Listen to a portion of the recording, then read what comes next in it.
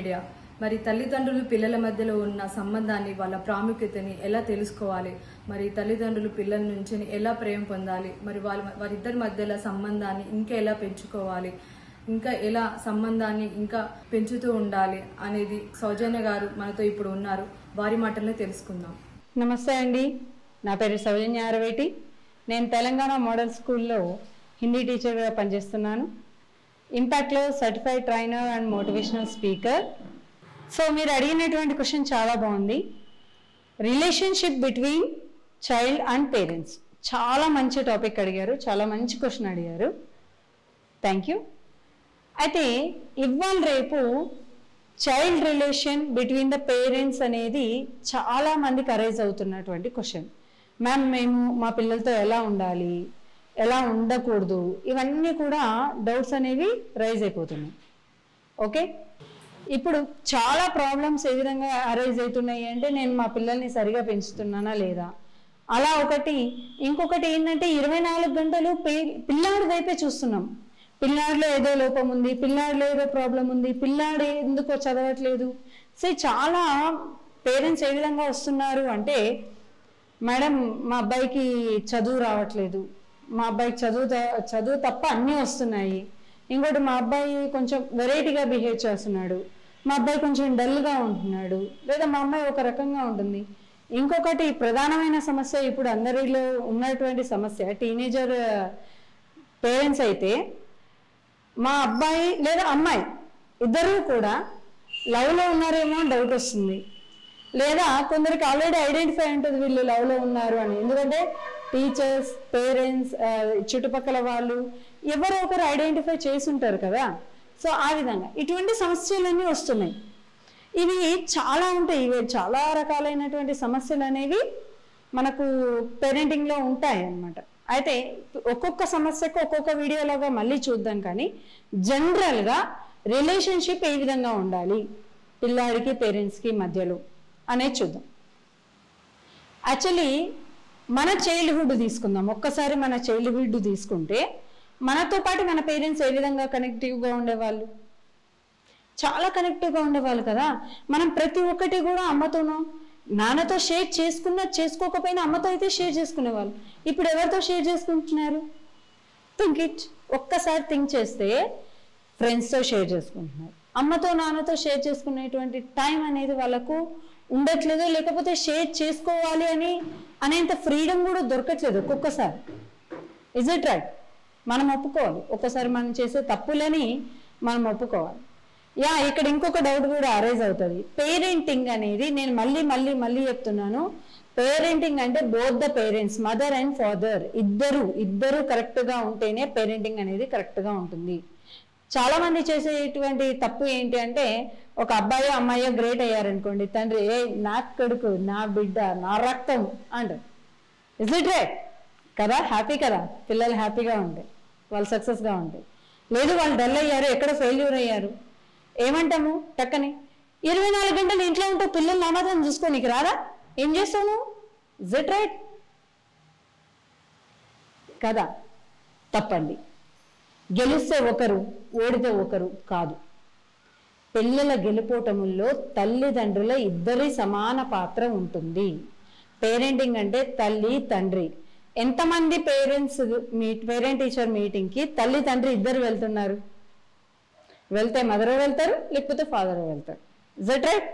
అవునా? ఇక్కడ బాండింగ్ తగ్గుతుంది, అక్కడే బాండింగ్ తగ్గుతుంది. నేను ఒక చిన్న ఎగ్జాంపుల్ మీకు ఇక్కడ చూపిస్తూ చెప్తాను. మన చుట్టూ ఏమున్నా లేకపోయినా ఒక మొక్క అయితే ఉంటుంది కదా. మొక్క ఎట్లా వస్తుంది, ఒక మొక్క కరెక్ట్గా ఎట్లా పెరుగుతుంది, దీన్ని బేస్ చేసుకు ఒక్కసారి ఆలోచించండి. దీన్ని బేస్ చేసుకొని మనం ఇక్కడ relationship between child and parents చూద్దాం. ఒక మొక్క ఎలా పెరుగుతుంది? Yes, seed. ఆ సీడ్ ఎవరు? చైల్డ్. ఇప్పుడు ఒక విత్తనాన్ని చైల్డ్ అనుకుందాం కదా. మరి విత్తు నుంచి చెట్టు రావాలి, మనకు కావాల్సిన ఫ్రూట్స్ అన్నీ అందివ్వాలి. మరి ఏం చేయాలి? పుట్టిగా నేను ఇత్తు వేసేసిన వదిలేసిన అంటే ఇజ్ ఇట్ రైట్? నో. దానికి మంచి మట్టి కావాలి. ఆ మట్టి పేరెంట్స్. పేరెంట్స్ అంటే నేను మళ్ళీ చెప్తున్నాను, మదర్ అండ్ ఫాదర్ బోత్. ఆ మట్టి అంటే ఆ విత్తును అట్టు పెట్టుకున్నటువంటి మట్టి. ఆ మట్టి మంచిగా ఉంది, ఓకే, విత్తు మంచిగా ఉంది, వచ్చేస్తుందా? రాదు. దీనికి ఇంకొకటి కావాలి, వాటర్ ప్లస్ ఇంకా సూర్యకాంతి, సన్ రైజ్ కదా, ఇవి రెండు కావాలి. అవి రెండు ఏంటి? Grand parents. ఎందుకంటే పేరెంటింగ్లో మనకన్నా ఎక్కువ అనుభవం వాళ్ళకు ఉంటుంది కదా, ఎందుకంటే మనల్ని పెంచారు కదా. Is it right? సో ఆ వాటర్ ఎవరు తెలుసా? నానమ్మ ఆర్ ఎల్స్ అమ్మమ్మ. ఆ సూర్యకాంతి ఎవరు తెలుసా? మనకు కొంచెం కొంచెం ఇబ్బందిగా ఉన్నా కూడా కరెక్ట్ చేసేది తాతయ్య. ఓకే, ఇక్కడ వరకు వచ్చింది. సరే, చెట్టు పెరిగిపోద్దా? పెరిగిపోద్ది, మంచిగా పెరిగిపోద్ది. ఎప్పుడైనా ఇబ్బంది వస్తే ఆ చెట్టు వంకరబోతుంది. ఆ పిల్లాడిలో వచ్చేటువంటి ఇష్యూస్ ఇవి, ప్రాబ్లమ్స్ ఇవి. పిల్లాడు కావచ్చు, అమ్మాయి కావచ్చు. అప్పుడు అక్కడ ఎవరు ఇమ్మీడియట్ మనం ఏమనుకుంటాము అంటే యాడ్ అట్లా ఉండాలి. చాలా మంది పిల్లలకు యాక్టివ్గా ఉంటే వాళ్ళ అమ్మ నాన్న పోలిక అంటారు. లేదు అంటే వాడికి ఏదో ప్రాబ్లం ఉంది. సొసైటీ కూడా ఒక భూతద్దంగా చూపిస్తుంది. ఒక ప్రాబ్లం ఉంది, ప్రాబ్లం ఉంటే ఉంటుంది. పిల్లలకు ప్రాబ్లం ఉంటేనే పిల్లలు, లేకపోతే వాళ్ళు రోబోలు. ఇది పేరెంట్స్ ప్లీజ్ గుర్తుపెట్టుకోండి. పిల్లలకు ప్రాబ్లం ఉంటేనే పిల్లలు, ఆర్ఎల్స్ వాళ్ళు రోబోలు. ఇప్పుడు టీచర్స్గా మేము ప్రాబ్లం సొల్యూషన్ కోసమే వెళ్తాము. అక్కడ ప్రాబ్లమే లేదంటే మా వర్క్ ఏంటి? అవసరం లేదు కదా. అప్పుడు ఏ టీచర్స్ వస్తారు? రోబోలకు ఏ టీచర్స్ చెప్తారు, మనుషులకు మనుషుల టీచర్స్ చెప్తారు. నేను ఎక్కడ ఏది తక్కువ చేయడానికి కాదు, క్లారిఫై చేయడానికి చెప్తున్నాను. ఓకే, ఇప్పుడు ప్రాబ్లం వచ్చింది, సమస్య వచ్చింది, ఎక్కడికి వెళ్దాం? మనకు ఏ రోగం వస్తే, ఇక్కడ జ్వరం వచ్చింది అనుకోండి, ఎక్కడికి వెళ్తాం? డాక్టర్స్ దగ్గరికి వెళ్తామా? అలాంటి వాళ్ళే మనకు ఫర్టిలైజర్ అనుకోండి. ఫర్టిలైజర్, ఎరువులు. పుట్టిగా చెట్టు పెరిగిపోతూ ఉంటే మనం ఎరువు వేయం కదా. ఎరువు ఎక్కడ వేస్తాము? ఇక్కడ counsellors,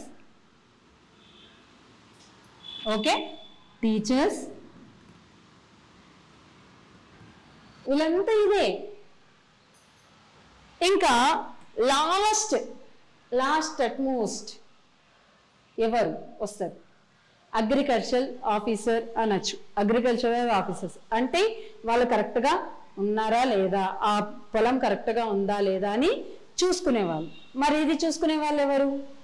agricultural officers or education system. Okay, so ఈ ఒక పిల్లాడు పెరగాలంటే ఎన్ని కావాలి చూడండి. ఎత్తేసినా, నేను ఈతాడు పడేసినా అది పెరిగింది అంటే కాదు కదా. ఆ విత్తుకు, పిల్లాడనే విత్తుకు మంచి మట్టి కావాలి. అది బోత్ ద పేరెంట్స్ కావాలి. ఆ పేరెంట్స్తో పాటు మనం ఏంటి, న్యూక్లియర్ ఫ్యామిలీస్ అయిపోయి మా ఇంట్లో అమ్మమ్మలు వద్దు, నాన్నమ్మలు వద్దు అంటే వాడి ఇంకా నువ్వు బిజీ, ఫాదర్ బిజీ కదా. ఫాదర్ బిజీ, మదర్ బిజీ, పిల్లాడు ఫోన్లో బిజీ. ఎవరు వాళ్ళను ఇన్స్పెక్ట్ చేస్తూ చూపించేది? వాడు ఇంకా ఆ ఫోన్లో. మీరు ఎప్పుడైనా ఫోన్ని గమనించారా? రీల్స్ చూసారా? ఒక 2 రీల్స్ మనం ఏం చేస్తున్నాము, చదువుకున్నానా అనేసి ఒక ఫోన్లో ఒక యాప్ ఇచ్చేస్తున్నాం. Is it right? సో ఒక 2 వీడియోస్ వరకు మంచిగా వస్తుంది. 3వ వీడియో ఏమొస్తుంది? 4వ వీడియో ఏమొస్తుంది? 5వ వీడియో ఏమొస్తుంది? వాళ్ళ మీద ఒక కన్ను వేసి ఉంచకపోతే పనికిమాలినవన్నీ వీడియోస్ చూసి వాళ్ళు చెడిపోక ఏమవుతారు? అందుకు వీళ్ళు కావాలి, ఎడ్యుకేషన్ ఫీల్డ్ కావాలి, వీళ్ళు కావాలి. వీళ్ళంతా కరెక్ట్గా ఉంటేనే ఒక పిల్లాడు కరెక్ట్గా అవుతాడు. అంతేగాని మా అబ్బాయిలా మా అమ్మాయి అలా కాదు. ఎందుకు? రూట్ కాజ్ చూద్దాం. ఇంకా ఏదైనా సమస్యలు ఉంటే మరిన్ని వీడియోస్లో చూద్దాం. ఇంకా ఈ బిహేవియర్ అనేది చాలా పెద్దది, ఒక సముద్రం లాంటిది. ఇట్లా ప్రాబ్లమ్స్ ఇంకా ఉన్నాయి అంటున్నాం కదా. మీకున్న ప్రాబ్లమ్స్ ఏవో ఒకసారి సైరా మీడియాకి తెలియజేస్తే సైరా మీడియా ద్వారా ఆ ప్రాబ్లమ్స్కి సొల్యూషన్ వెతికే ప్రయత్నం చేద్దాము. అందరి యొక్క నినాదం ఒకటే, మన యొక్క నినాదం ఒకటే. అందరి పిల్లలు మంచిగా ఉండాలి, పిల్లలందరూ సమాజంలో గొప్పగా ఎదగాలి. Thank you. Hi everybody, this is Kiriti Damaraju.